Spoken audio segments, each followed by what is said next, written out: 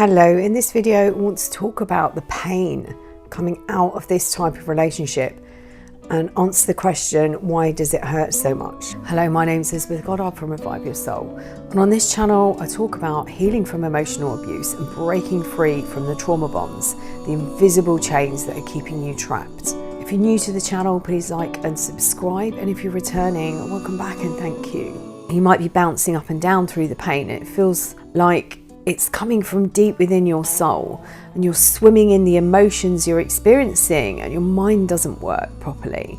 Nothing's making sense and you can't compute what's happening. 1 minute you were in favour and the next you weren't. And your emotions swing from knowing what you experienced was wrong and between who they pretended to be during the idealisation stage.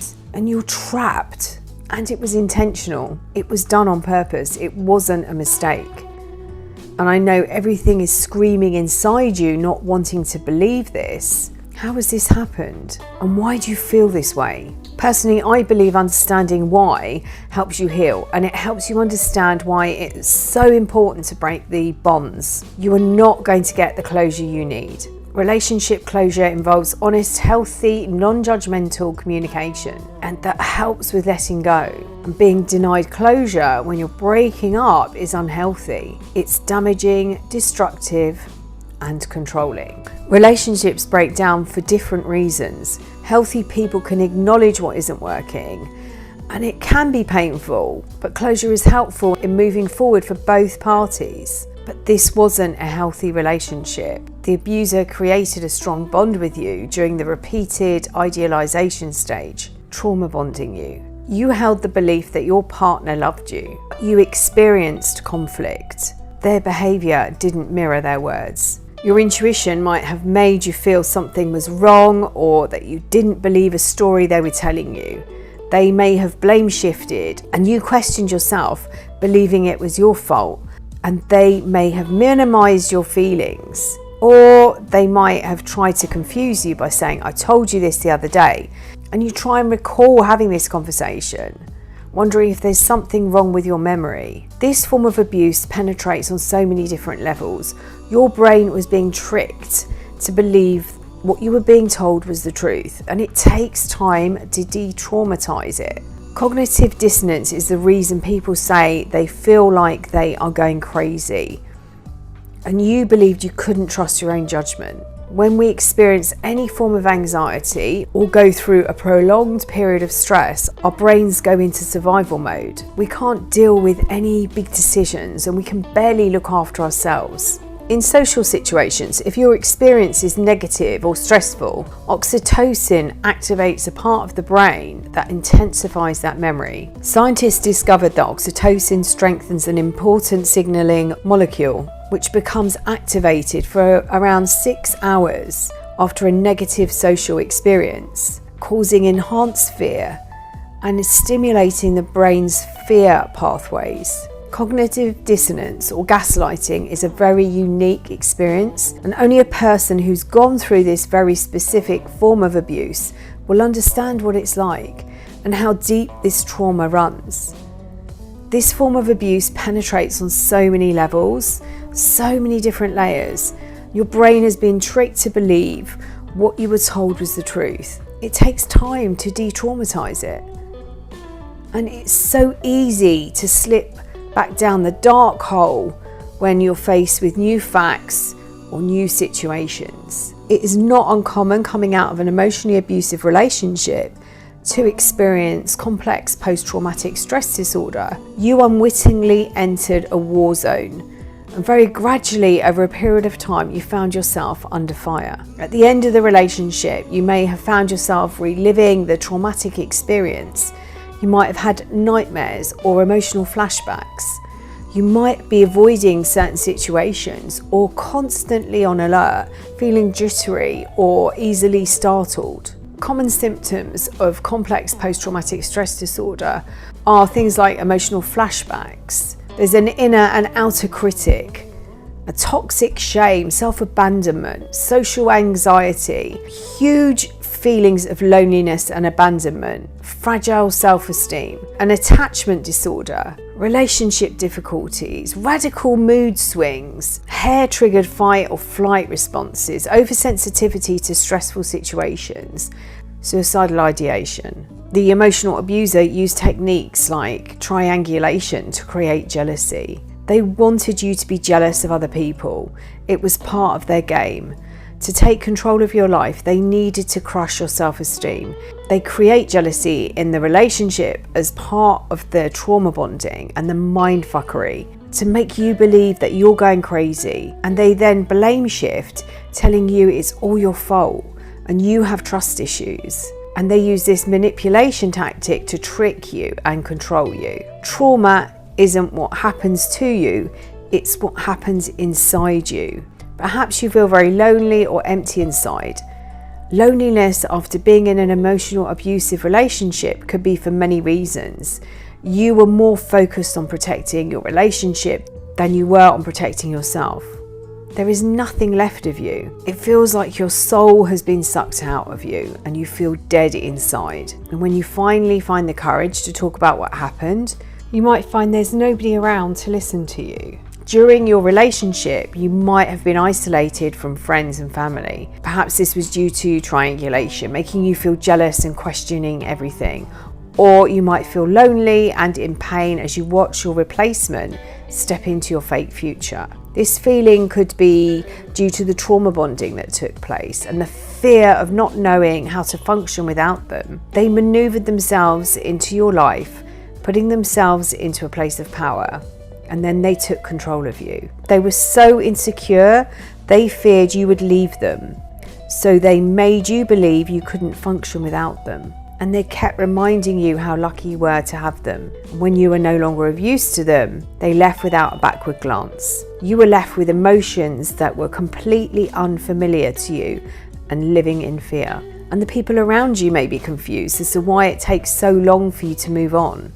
And you might hear people ask, why can't you just get over it? I know I did. One comment was, shouldn't you be over this by now? Unless you have experienced this type of relationship, you will never understand the pain and the loss. This abuse was done so insidiously. It takes a long time to untangle from the invisible chains. Everything you believe to be true is now turning out to be a lie. You have lost everything. You need time to grieve, the fake future and the soulmate. This loneliness might bring up feelings of being unworthy. They've moved on, and during the devaluation stage, they told you time and time again what was wrong with you. This loneliness is a pain that emanates from deep within your soul. You can barely function, and you don't understand who you've become. And if the real you is still in there, the pain you are experiencing are old wounds. And I hope one day you will realise the gift the abuser has given you, this chance to heal. Perhaps it isn't what you're feeling at the moment, and every ounce of you is holding yourself back from trying to re-engage with them. The pain of being out of the relationship feels far worse than the pain of being in it. The unmet needs of the child meant that they were unable to master critical emotional development. And I discovered many years ago, you could understand that age that their trauma happened. In certain situations, they reverted to a child. And if you think back, you may recall that age. When they were threatened or they perceived danger, you may have noticed they walked or talked in a childish way. And to understand the age that this trauma happened, recall the age they reverted to. But a word of caution, do not excuse their behaviour. Understanding why they behave in the way they do does not make it okay. There are a lot of people who could say they had traumatic childhoods, and you could be one of them, that do not go around manipulating people, hurting people or lying to people. You received a cocktail of hormones, one of which was oxytocin, which is a bonding hormone, also known as the cuddle hormone and the love hormone. It's released when people bond socially. Oxytocin eases stress and creates feelings of calm and closeness. In a love relationship, your brain releases oxytocin during physical contact, like cuddling or sex. It's released when someone shows that they trust you, and sometimes even simply by just talking. Strong bonds were created early on in this relationship. So when they started to devalue you, it caused you great pain and confusion. If your reaction was disproportionate to the ending of the relationship, This could be an indication you were trauma bonded. When the relationship ended, the bond was so strong and the withdrawal was so painful, but you probably looked at ways of getting the relationship back to where you were at the beginning, where you felt secure, when you were receiving a lot of oxytocin, and now you're addicted to the feeling it gives you. But as already said, oxytocin is two-faced. As well as creating bonds, researchers have discovered it strengthens bad memories and can increase fear and anxiety. The hormone strengthens social memory. In one specific region of the brain, it intensifies the memory. So if you experience a negative or stressful event or situation, oxytocin activates that part of your brain. It intensifies that memory, which can later lead to stressful triggers and reliving the emotions of the original wound through other experiences. For example, let's say as a child you were lost in a large crowd and you didn't know where your parents or your caregivers were. You felt anxious and abandoned. This is your original wound. Later, you experience an event that creates those same feelings. This is the trigger. And you then experience the same emotions and feelings from the original event. You may not recall the event as you're dealing with what is happening in your life with the new situation. However, you may find the way you deal with it is at a similar age from your original wound. And this is why I describe the original wound like a verruca. You need to get it all out, otherwise it keeps coming back. Trauma bonding is one of the reasons it's so hard to heal from toxic and emotionally abusive relationships. The damage caused puts you in a state of confusion, and you had no idea the abuse was taking place. The term's developed by Patrick Carnes, who describes it as the misuse of fear, excitement, sexual feelings and sexual physiology to entangle another person. Bonding happens in all relationships, but this type of bonding was one-sided, and this is why it's so easy for them to walk away, as they didn't bond with you. When our safety is threatened in some way, we turn to our tribe for support and protection. But these bonds can be created within hours. Bonding is a process that makes people important to each other, and we develop bonds for survival. It's the foundation of attachment. Trauma bonding is used by the emotional abuser or the toxic person to enable them to gain power and control over you. Trauma bonding made it hard to enforce boundaries, which was why it was so painful to stay away from them. After getting you addicted to oxytocin and dopamine through the love bombing, they started to introduce situations that release stress hormones. And this is done through the slight put downs and creating drama, manufacturing these emotions. When they threatened your safety through their bad behaviour, you turned to them for protection. You rationalised their behaviour, believing they cared about you.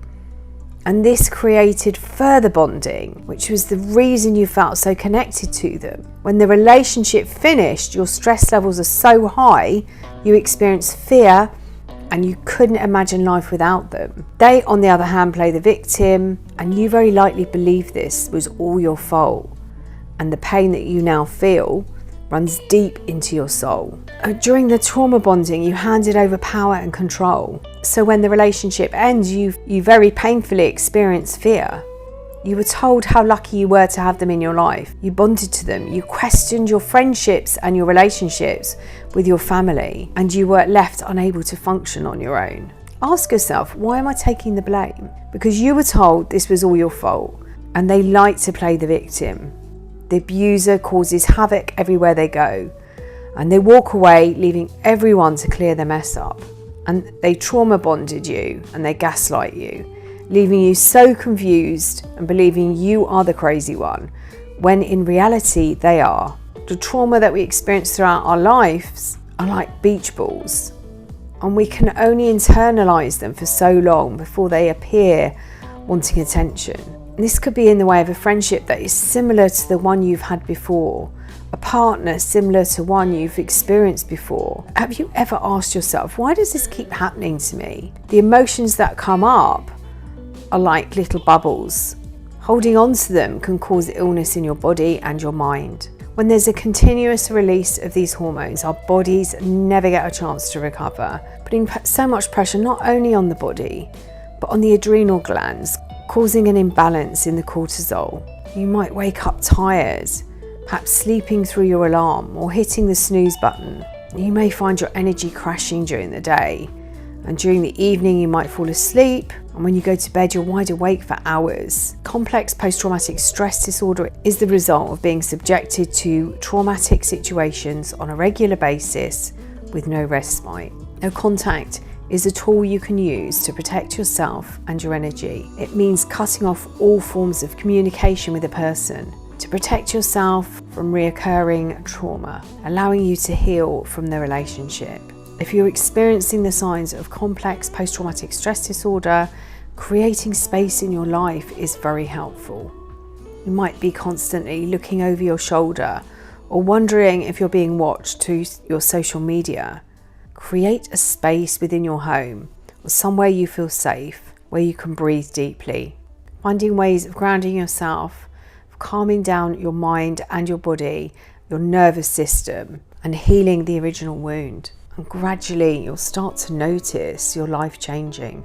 I hope you found this video useful. If you'd like to find out more about working with me on a one-to-one basis, you can visit my website, reviveyoursoul.co.uk, or you can send me an email, info@reviveyoursoul.co.uk. I'm going to drop some links to resources in the description box and the links to both my books, The A to Z of Emotional Abuse and Finding Lily. Sending you loads and loads and loads of love.